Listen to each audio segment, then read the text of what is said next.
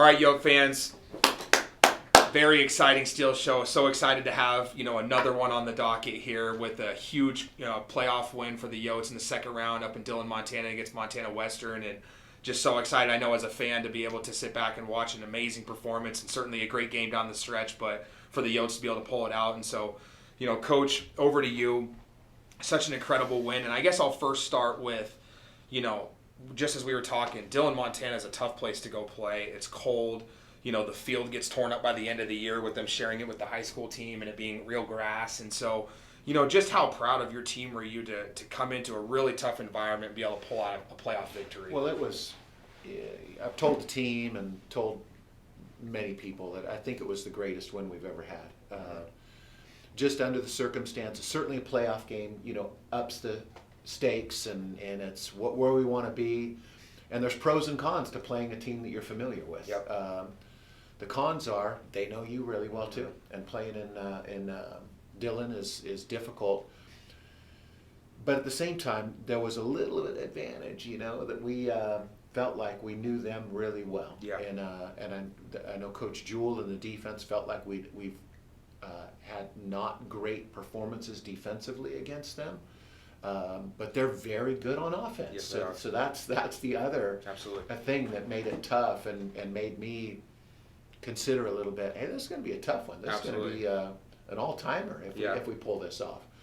So hats off to the defense. I thought they played their best half of football, and then but we were ready, and the guys were excited. I think I knew on Thursday, Thanksgiving morning, which is a great thing for college football players to be playing on practice on Thanksgiving morning. So so we had a great little practice right out here at Sims Field and get used to the natural turf a little bit. Yep. And so we just did little things like that, and I just thought we were extraordinarily ready, and the players were excited and ready, and it was just a really, really important for us to be very detail oriented, and we got all that worked out. And even Friday was a great little walkthrough in Butte at Butte High School, and it was just a great situation. So I felt very confident going in that we were going to play well.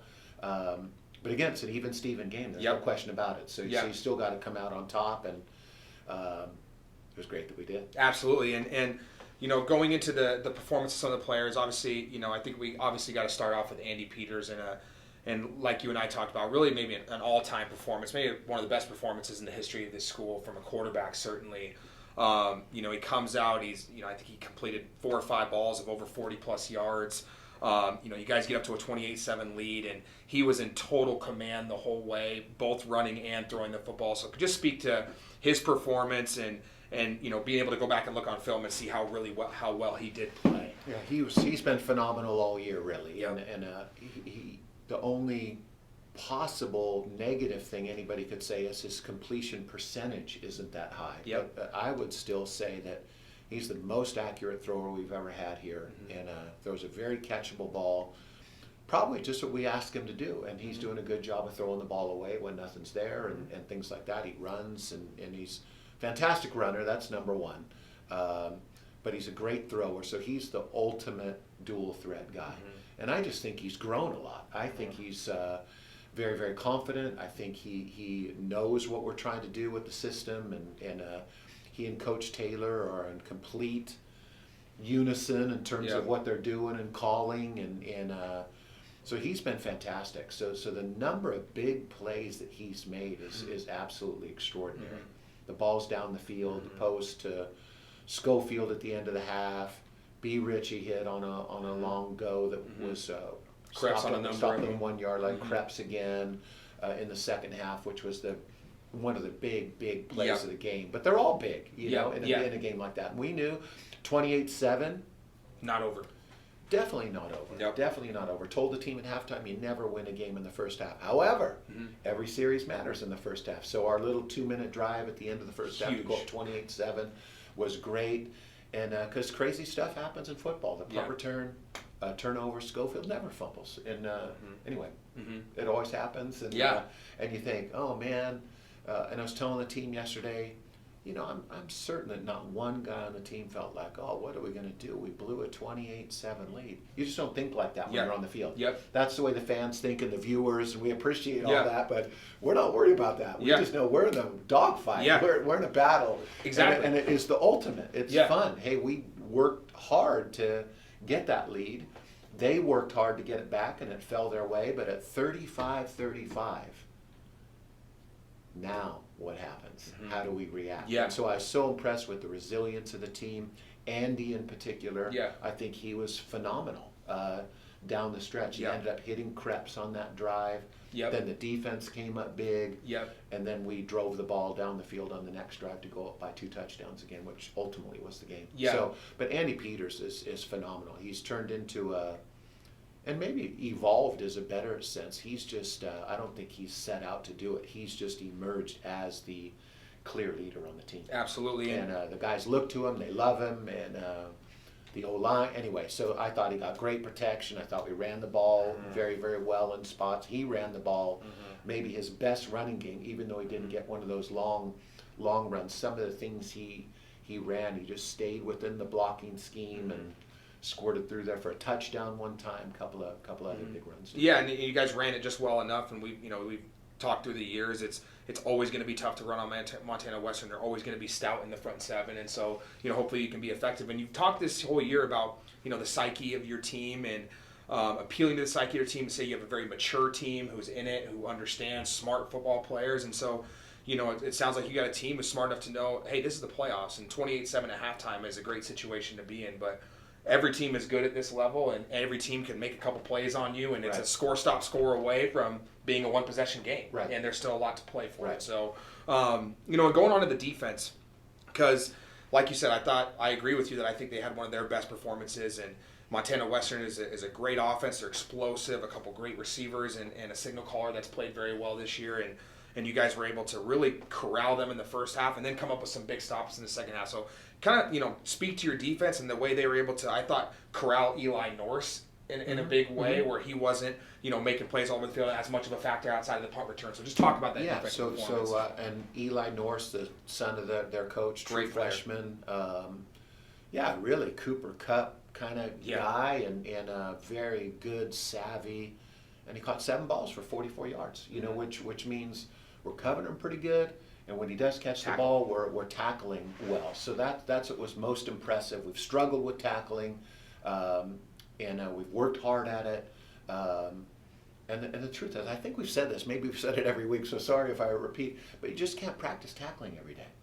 It's just not, especially this late in the year, morally good. The lateness of the year, so you really got to watch it. You just appeal to stay with your fundamentals, and stay on your feet. Most people think you got to dive, and when guys panic, they do dive, and it's a real problem. So less panic, number one. 2, guys stayed on their feet, and the first half was the best defensive showing we've had, because that is a very good defensive team. And then in the second half, they just caught us on some things, and they're good. And if you make a mistake, if you have your eyes in the wrong place, one of the things for fans out there, you teach the DBs to keep your eye on your guy. Don't look back for the ball, and we did that a couple of times. And it's hard not to at times when you're in the bullets are flying, Yes, and when he's able to extend the play a little bit. So, and they have a very good offensive line. We were thrilled that we got a little pressure on him with just a 3-man rush. So he was running around, and so it was a great effort. I just think a great football game, and Coach Jewell and I met at length yesterday, and I was so proud of him, really, because he's pulled that group together, and we're playing well enough for us to win big games and play well in big situations. And the drives of the game were my favorite 2 drives of the year. Were after we scored to go up 42-35. The defense comes out 3 and out, and they got pressure. They tipped a ball. They hit the wrist of the quarterback. All those sorts of things. They got a punt with 6:52 left, I think. We get the ball back, and our Hunter Gilbert had to go out with an injury, and Alamar Alexander, our other running back, was hurt. Caden Cobb comes in. We ran the ball, Broch, 8 straight times. No passes, and scored.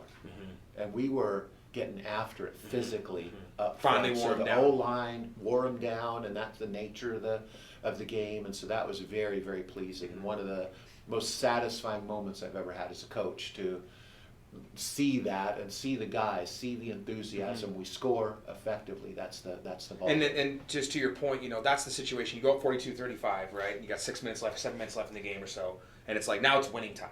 Right. Right? We're in position. We're in control of this thing. Are we going to get one stop on defense and one drive on offense and win a big playoff game, right? And, everything's gotten us to this point. Now we're at winning time. Can we make a play? Absolutely correct. Absolutely correct. And there was a bunch of plays, and 11 guys just getting after it. It was really, running the ball. I mean, we used to talk about it when you were here, because you were an excellent blocker as a receiver, and it takes 11 guys to move the ball consistently, and especially running the ball. And so it was fantastic. It was really, really satisfying. I think that really buoyed us as a team too. So absolutely. Anyway. And lastly, I want to ask about the game before we move on to Grandview, which will be a tremendous challenge and great opponent.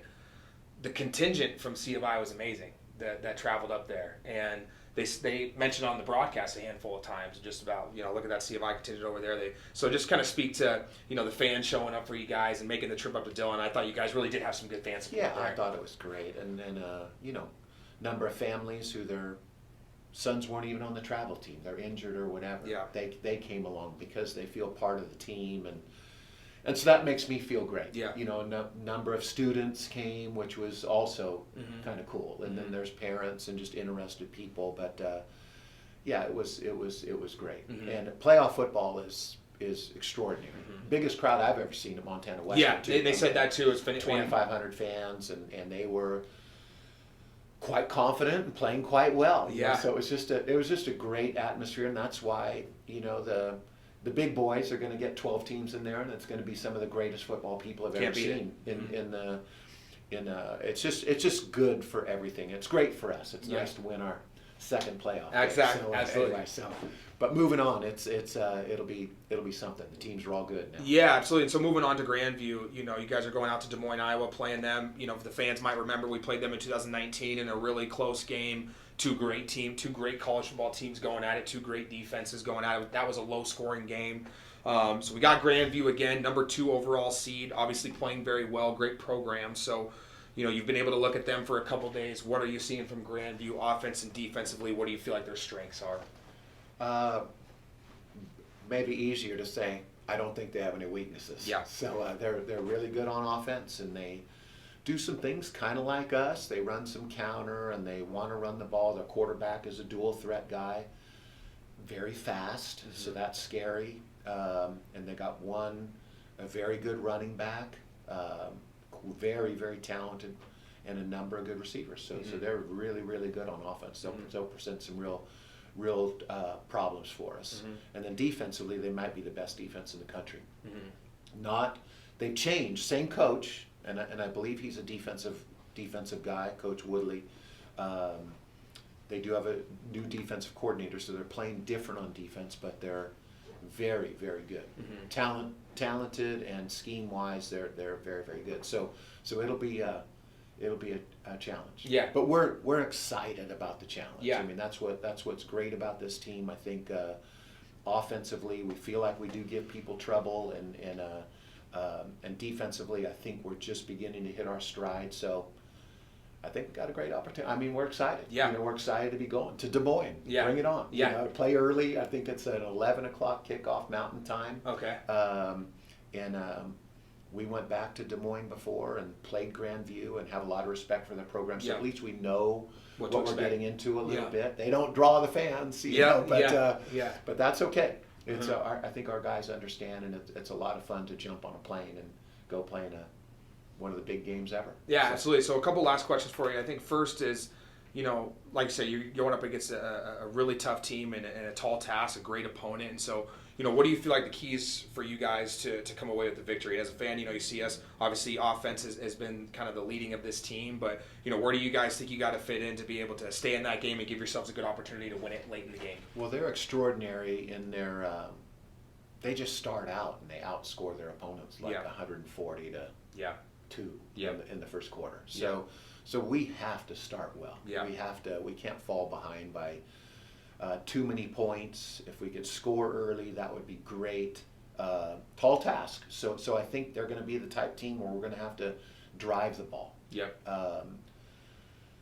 This past Saturday, back to Montana Western, we drove the ball well in the first half, but the second half not so much. Yep. So we really needed those big plays, to Yep. get us down there. So we kind of scored quick. I don't think we'll do that against. I don't think we'll be able to do that. That Yep. they'll let us do that. Yeah. But we'll see. Yeah. We'll see. Yeah. So, but we need to get off the ground offensively and get going. And we struggled a little bit in 19. Took us a while to Yeah. get going. And Yeah. Again, you we face struggled. phenomenal defense And again that very, very good defense. Very, very good defense. So we got to start quick. We got to get some points on the board. Yeah. I'm predicting. I assume it'll be a lower scoring game. Mm-hmm. But we're hopeful we can score 30 points or so, Absolutely. and have a shot to win. See what happens in the fourth quarter. So Yes, it's sir. going to be one of those games where we got to hang in there. It's going to be tough. We'll find a way to move the ball. I believe, as tough as it is, and I think we'll find a way to slow them down a little bit. And I think it could be a great finish. Awesome. And lastly, I just want to ask you, last Frontier Conference team standing, and I always say the Frontier Conference is unique in the NAIA as, about 95% of the teams are from Iowa over, right, and in the South. And then you got this one league out here out west that plays amazing football and maybe sometimes gets a little bit snubbed in the playoffs. I know we got 3 teams in this year with the expanded format, which hopefully will be advantageous for the Frontier Conference going forward. Yes. However, do you guys feel any sense of pride of going out into the Midwest where there's a ton of great programs and representing for the Frontier Conference and feeling like you got the whole league on your back this week? Yeah, you're the 1 of 8 standing, and it's fantastic. It's a great honor for the guys, and again, back to the nature of the team. I feel like they can beat anybody. Yep. And then they put in the work on top of that, Yep. which is really pleasing to me. The Yotes always are going to win because we're very detailed oriented. So it's a lot of work. It's a 12th game of the year. Yep. There's a lot going on and a lot of school going on. Yep. All those things, but it really is fun. I think it's its own reward kind of. Yep. So that's the way the coaches look at it. And I got to say, Broch, and we haven't talked enough about the coaching staff. These guys are fantastic.